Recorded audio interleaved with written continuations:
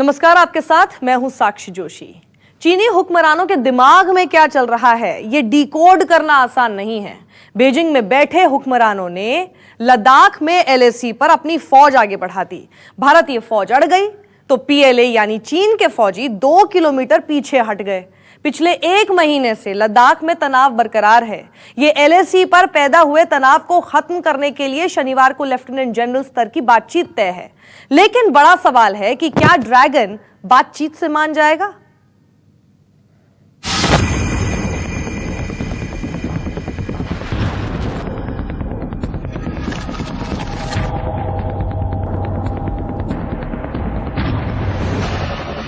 करीब 1 महीने से लद्दाख में तनातनी बनी हुई है।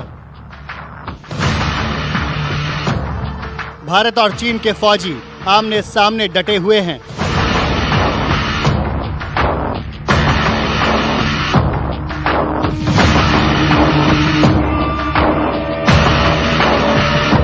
तनाव वाले इलाकों में टैंकों ने मोर्चा संभाला, तोपें तनी। लड़ाकू विमानों ने आसमान में मोर्चा संभाल लिया है।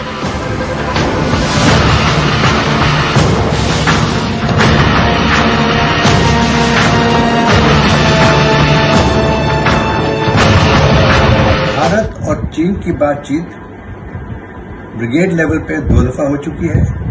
मेजर लेवल पे भी परसों ट्यूसडे को भी थी। यानी कि चीन अब समझ गया है कि भारत के क्या पक्ष है, भारत क्या चाहता है, और भारत भी अच्छी तरह समझ गया होगा कि चीन किस वजह से आया है, क्या उसकी क्लेम है, क्या उसकी क्लेम लाइन है, और वो क्यों नहीं वापस जाने को तैयार होगा। तो दोनों पक्षों को अब यह मालूम चल गया कि उनकी पोजीशंस क्या है। चीन के मन में क्या है कोई नहीं जानता। चीन लद्दाख में क्या चाहता है ये भी कोई नहीं जानता। अपने फौजियों को चीन ने लद्दाख में एक खास इलाके से 2 किलोमीटर पीछे क्यों खींचा ये भी कोई नहीं जानता। लेकिन एक बात तय है कि लद्दाख में जो दिख रहा है वैसा नहीं है। भारत और चीन एलएसी पर पिछले 1 महीने से तनाव बना हुआ है। भारत चीन से लगे अपने एलएसी पर आधारभूत ढांचा को मजबूत करना चाहता है, जो कि चीन को हजम नहीं हो रहा। चीन इसमें बाधा उत्पन्न कर रहा है, जिसके चलते लद्दाख में एलएसी के पास भारी तनाव देखा जा रहा है।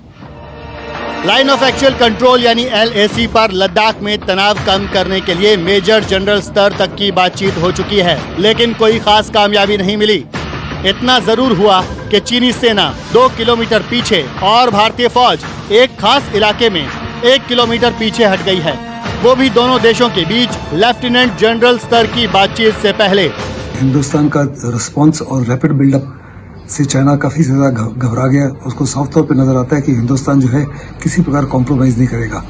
6 जून की मीटिंग से पहले जो 2 लेफ्टिनेंट जनरल्स के बीच में होगी, चाइना ने तो थोड़ा सा एक किस्म सा रिलैक्सेशन दिखाया है।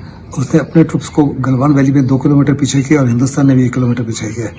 हिंदुस्तान को इंसिस्ट करना है कि चाइना अपनी इंक्लूजन को वोकेट करे, हमको पीछे नहीं हटना, क्योंकि हमारी टेरिटरी है और ये इंक्लूजन केवल और केवल चाइना की तरफ से हुई है।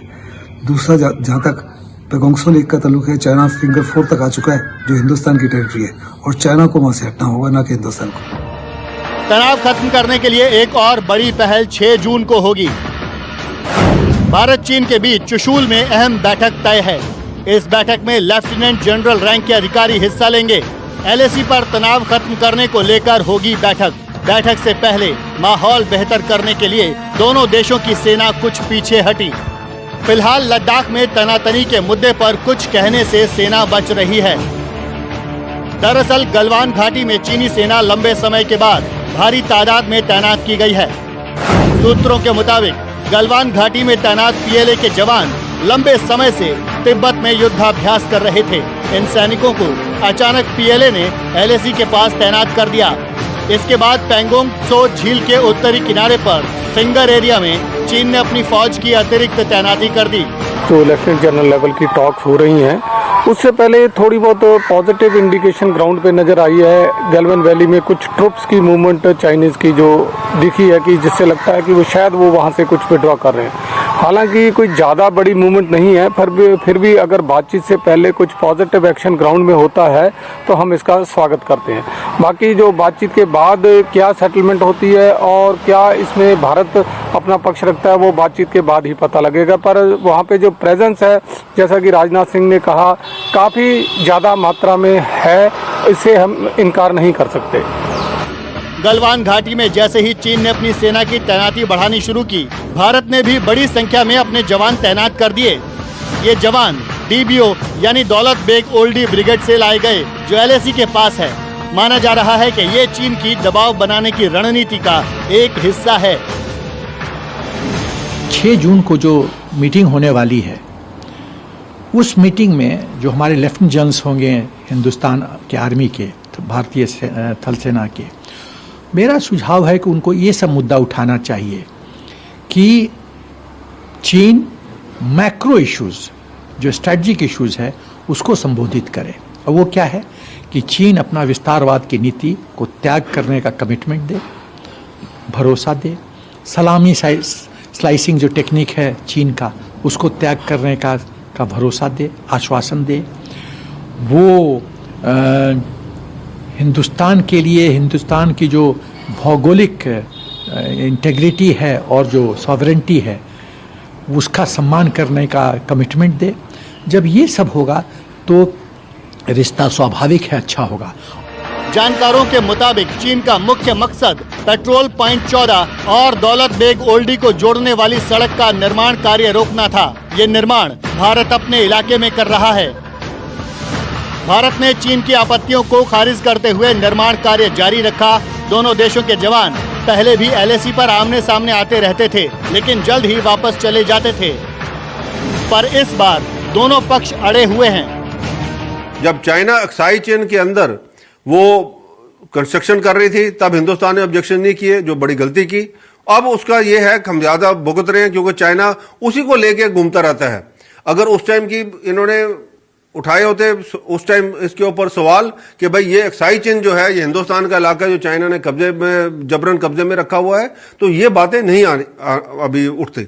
और अब क्योंकि अब जो आपने देखा, जो अब इंफ्रास्ट्रक्चर जो है हमारा, जो बॉर्डर के ऊपर बनाने लगे हैं हिंदुस्तानी, तो अब चाइना को खतरा है, क्योंकि उनको लगता है, क्योंकि चाइना डिसएडवांटेजेस पोजीशन में है, उनको खतरा लगता है कि भाई अगर ये बॉर्डर में बन गया सारा इनका इंफ्रास्ट्रक्चर, तो हिंदुस्तान अपनी फौज वगैरह अच्छी तरह वहां मूव कर सकता है। तो इसीलिए चाइना ये ऑब्जेक्शंस करता रहता है। सूत्रों से न्यूज 24 को मिली जानकारी के मुताबिक भारत चीन की बातचीत में गलवान का मुद्दा नहीं उठाया जाएगा।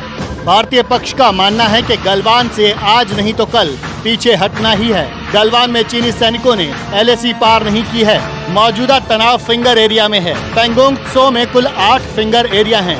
ज्यादा तनाव फिंगर एरिया 4 और फिंगर एरिया 8 के बीच होता है। आज की तारीख में लद्दाख में LAC के पास जैसे हालात बने हुए हैं, कमोबेश वैसे ही हालात 2013 में देपसांग और 2014 में चोमोर में हुए थे। चीन को तब भी एहसास हो गया था कि LAC पर स्थिति बदलने की उसकी कोशिशों को कामयाबी नहीं मिलेगी। भारत चीन सीमा पर तनाव पैदा करना चीन का पुराना इतिहास रहा है। बात 2013 में देपसांग की करें, या फिर 2014 में चुमूर की, या फिर 2017 में डोकलाम की, और अब 2020 में लद्दाख में फिंगर एरिया में चीन ने तनाव पैदा किया है। जाहिर तौर पर तनाव पैदा करना चीन का पुराना इतिहास रहा है। अब देखना होगा कि शनिवार को लेफ्टिनेंट जनरल रैंक के अधिकारियों के बीच होने वाली बैठक में क्या समाधान निकलता है। हालांकि इस बैठक से तुरंत बहुत कुछ उम्मीद किया जाना बेमानी होगी। करण जहांगीर के साथ मनीष कुमार, न्यूज़ 24 दिल्ली। यूं ही चीन को एशिया का अजगर नहीं कहा जाता है। वो अपने पड़ोसियों पर फुफकारता रहता है, डराने की कोशिश करता है, 2 कदम आगे बढ़ने और 1 कदम पीछे हटने की रणनीति पर चलता है। शायद यही चीन से लद्दाख में दोहराना चाहा और करीब 3 साल पहले डोकलाम में कोशिश की थी, लेकिन भारतीय फौज ने चीन के मंसूबों पर पानी फेर दिया था।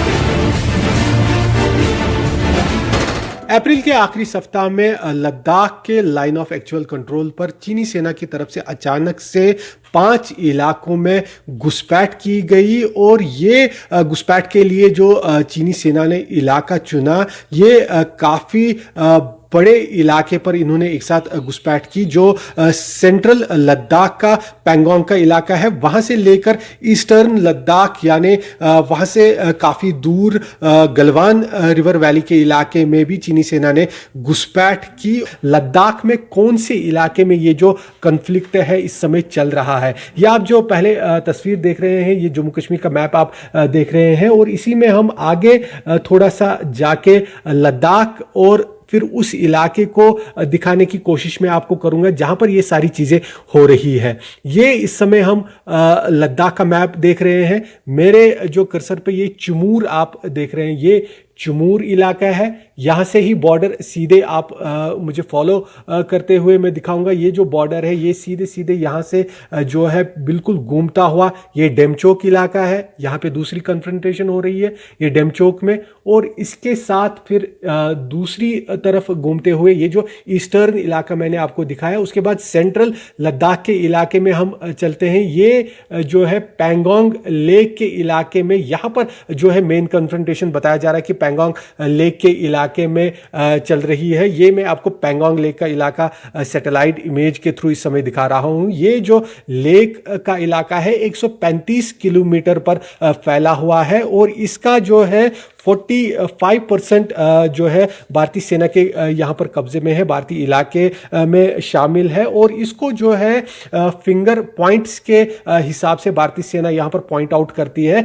फिंगर 8 तक का ये इलाका है, जो ये यहाँ से पूरा आप देख रहे हैं, यहाँ से होते हुए या जो बॉर्डर है ये सटा हुआ पूरा इलाका है, ये फिंगर 8 तक है। फिंगर 1 2 3 4 8 तक इसी तरह से चलता है। और ये चुशूल जो यहाँ से भारतीय इलाके में शामिल है, ये आप देख रहे हैं, ये चुशूल जो पॉइंट आउट मैंने किया, ये चुशूल से सटा हुआ सारा हमारी तरफ पैंगोंग लेक का इलाका है। और दूसरी तरफ ये जो यहाँ पे आप देख रहे हैं, ये यहाँ पर चीनी इलाका है। और यहाँ पर जो फिंगर 8 पर LAC line of actual control खींची गई थी, उसको यहाँ पर लांघते हुए चीनी सेना फिंगर 4 तक आज घुसाई है, जहां पर इस समय कन्फ्रंटेशन जारी है।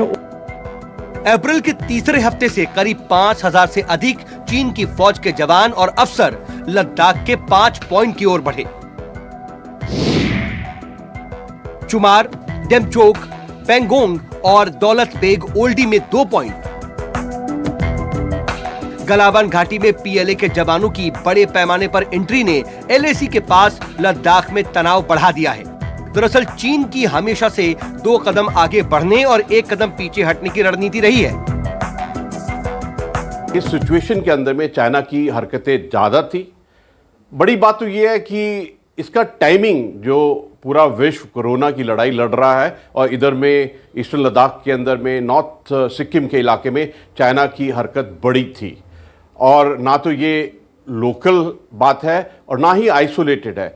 इसका कनेक्शन है चाइना की इंटरनल प्रेशर्स, सिचुएशन और उनके जो एक्सटर्नल थ्रेट्स हैं, और जिस प्रकार से US और चाइना का कोल्ड वॉर बढ़ रहा है उसके साथ भी कनेक्टेड है। एक बात तो पक्की है कि चाइना की जो हरकत थी वो अग्रेसिव, प्रोवोकेटिव और डिविजनरी थी, लेकिन सबसे अच्छी बात तो ये है कि इंडियन आर्मी अलर्ट थी, प्रिपेयर्ड थी और किसी भी सिचुएशन की जहां चुनौती, चैलेंज के लिए एकदम तैयार थी। 5 मई को पैंगोंग झील के उत्तरी किनारे पर भारतीय और चीनी सेना के करीब 250 सैनिक आमने सामने आ गए। इस दौरान दोनों ओर के फौजियों में पथराव भी हुआ। दोनों पक्षों के कई सैनिकों को चोटें भी आईं। उसके बाद से ही इलाके में तनाव पसरा हुआ है। लद्दाख से लेकर अरुणाचल तक 3488 किलोमीटर लंबी लाइन ऑफ एक्चुअल कंट्रोल यानी LAC पर चीन किस किस तरह की साजिश कर सकता है, यह भारत अच्छी तरह से जानता है। ऐसे में भारत ने बहुत पहले से LAC के पास तैयारियां शुरू कर दी हैं। अब जरा इस तस्वीर को भी देखिए। अनंतनाग के पास NH-44 पर इमरजेंसी हवाई पट्टी का निर्माण किया जा रहा है। करीब 3.5 किलोमीटर लंबी ये हवाई पट्टी है। जिससे किसी भी मुश्किल हालात में लड़ाकू और दूसरे विमानों को उतारा जा सकता है। ये उसी हवाई पट्टी की तस्वीर है। दक्षिणी कश्मीर में अवंतीपुरा इलाके में श्रीनगर जम्मू राष्ट्रीय राजमार्ग पर पिछले 2 दिनों से एक इमरजेंसी लैंडिंग स्ट्रिप की भी कंस्ट्रक्शन शुरू हो गई है। हालांकि यहां एयरफोर्स का औपचारिक रूप से कहना है कि ये पिछले साल का प्रोजेक्ट है और पूरे देश में 6 जगहों पर इस तरह का इमरजेंसी लैंडिंग स्ट्रिप बनाया जा रहा है। लेकिन लोग इसको भी लद्दाख में बॉर्डर पर तनाव से जोड़कर देख रहे हैं और माना जा रहा है कि ये जो एयर स्ट्रिप कश्मीर के नेशनल हाईवे पे 44 पे बनाया जा रहा है, ये भी यहां पर भारतीय एयरफोर्स की क्षमता को और ज्यादा बढ़ाने के लिए और अगर चीन किसी तरह की कोई हिमाकत करता है तो उसे माकूल जवाब देने के लिए एक तैयारी है। LAC के पास चीन ने भी कई तरह के निर्माण किए हैं और कई तरह के हथियारों की सप्लाई भी बढ़ा दी है। दूसरी ओर भारत की ओर से बोफोर्स आर्टिलरी गन को लद्दाख के पास फॉरवर्ड पोजीशन की ओर बढ़ा दिया गया है। भारतीय सेना लद्दाख में तनाव को बातचीत से सुलझाना चाहती है, लेकिन किसी भी हालत से निपटने के लिए तैयार भी है।